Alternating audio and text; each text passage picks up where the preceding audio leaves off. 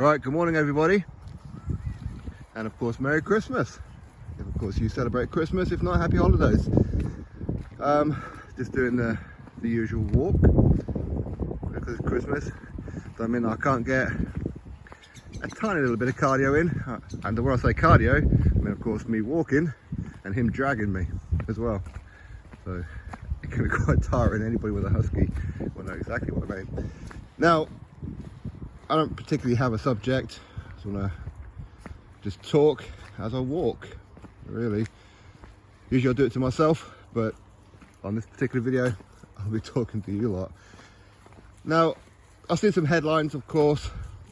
See that Jermell Charlo, the undisputed super welterweight world champion, has damaged his hand, I believe. So the fight with Tim Tszyu is now off, postponed, and whatever else. That's a little disappointing, that is, because I would like to see Jermell Charlo improve on his resume. I really would. Errol Spence Jr. looking fat as out recently. But although I do wonder if the IBF, if they're actually going to do anything about these inactive champions, such as Errol Spence. When's the last time he took on an IBF mandatory? You know, with Jermell Charlo now being forced out of the fight with Tim Tszyu with a hand injury, much like Joe Cordina. Joe Cordina got stripped pretty much straight away. Are the IBF going to do the same with Charlo? Yeah, of course not. Of course not. Are the IBF going to do anything about Errol Spence Jr. for not defending his IBF title against the mandatory in how long now? It's been years, absolutely years. What are WBC going to do about him as well? We know they ordered him to take on Keith Thurman, but we've seen no announcement or anything like that yet. We really haven't. Anthony Joshua says that it's still within his heart to become world champion again. Listen, people can say whatever they like about him, you know. He's a world champion who didn't just beat one guy to become a world champion. He went around belt collecting. Say what you like about him, but that's exactly what he done, okay? He defeated champion after champion, defended those belts against all these mandatories and whatever else, never shirked anybody. But no matter.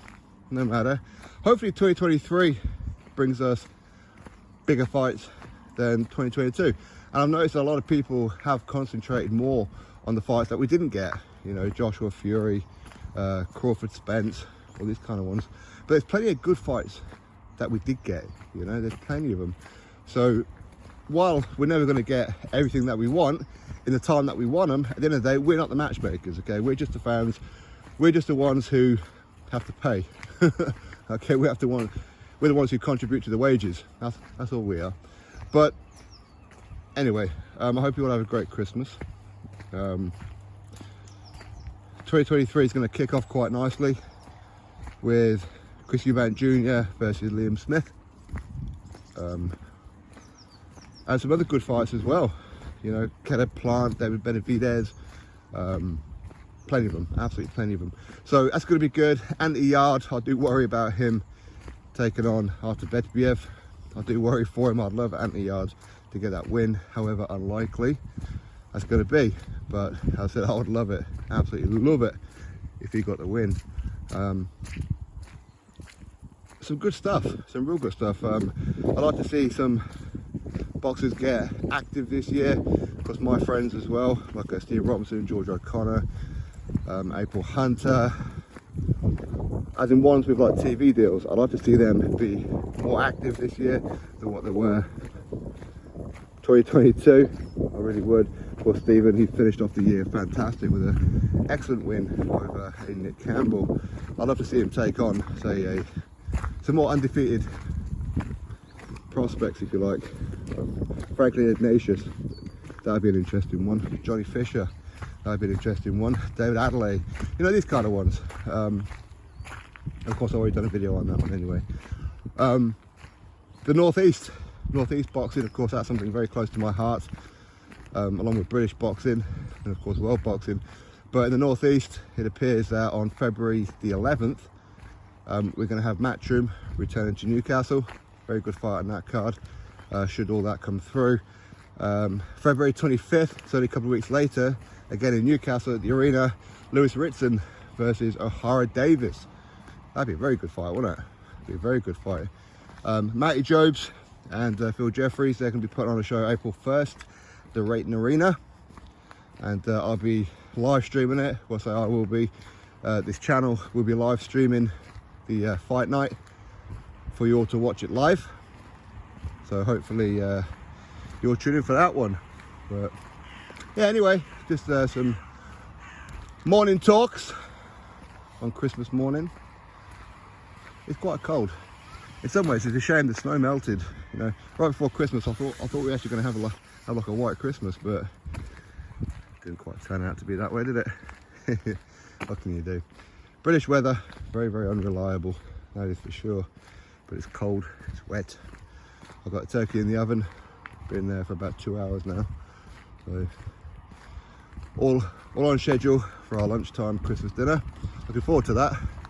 I'm probably going to gorge today a little bit. I'm sure a lot of you will be as well. Of course, I don't really drink, but you know, I may treat myself to a beer. My wife bought some beers, so maybe. Of course, she bought a whole lot of different flavoured style of Baileys. It's not actually Baileys, but it's like a different kind of stuff, like chocolate orange and all that kind of stuff. I've never really been into drinking Baileys, but yeah, you know what, she'll like it. My little boy, he's got some nice presents, very, very happy with. You know, he put one on Santa's list and Santa delivered, which is great. So yeah, he's well chuffed and whatever else. But yeah, I think 2023 is going to be a very interesting year for boxing. It'll be very interesting. I'd like to see Eddie Hearn, Matchroom, DAZN make more of an effort when it comes to UK fight nights. I would. Don't just put on some plain old average Joe fight nights. Let's have some good ones, like Eddie Hearn used to do, right? Of course, he's global, so of course he has to think about his stable and fights all abroad, because obviously DAZN is global. But I'd like to see a bit more effort come into UK. At the same time, with the stable that Ben Shalom's got, Boxer on Sky Sports, pretty much continue doing what you're doing. I mean, I'm not going to be asking for too much for them, other than keep your fighters busy. That's the most important thing. And to do that, you've got to put on plenty of fight nights. You know, don't be prioritising certain fighters to get like several fights this year, while only one or two of them get a couple of fights this year. Let's try and be a little fair with it, okay? Frank Warren, Queensberry, hopefully we get the Fury and Usyk fight on.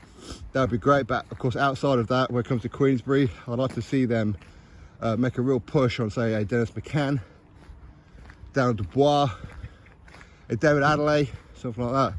Again, David Adelaide, I mean, it's unfortunate for him, because where he is in his career, was he 10-0? And he should be looking at, say, the English title right now, but are they likely to put him in there with a Solomon Dakers or a Johnny Fisher or Fraser Clark? Are they likely to do that? No, I don't think so. So I'd imagine that he'd be pretty much protected. Although I would like to see David Adelaide take on, say, Jared Anderson. That'd be quite interesting. Why not? You know, Frank Warren has a very good relationship with Bob Arum. Surely they can make that fight, right? If not, Bob Arum, Top Rank, ESPN. Let's have Jared Anderson versus Arsenbek Makhmudov. Again, in-house fights. But because I'm sure Fury and Usyk, should they have their first fight, is going to be a rematch as well. So that'd be them pretty much tied up for this year, which would be fine, I suppose. Although the rematch won't be for Undisputed, which means the belts are going to be dispersed. With Darren Dubois could end up fighting Martin Bakole. Filip Perkovic could end up fighting Anthony Joshua. Again, that'd be for the IBF. WBO, Joe Joyce, he can end up fighting whoever's next in line with the WBO for that vacant belt, and whoever else. I imagine a lot of the belts are going to be dispersed after the first fight with Fury and Usyk, which is fine, because at least then we say, well, we've had an Undisputed champion, let's move on, because there's been too much talk of Undisputed over the years, and we haven't got it. And to be honest, I'm tired of the talk of Undisputed. I'm almost past it. But if we're going to get it, fantastic. Let's just get it done, get it over with, and move on, right? So anyway, as I said, I hope you all have a fantastic day. I'll see if I can do another video a bit later on if I get a chance. If not, it'll be tomorrow on Boxing Day when I take him out in the morning. Although I do have the other husky as well to take out in a bit as well. So maybe I'll do another video. Anyway, I wish you all well, and I'll catch you next video. Subscribe.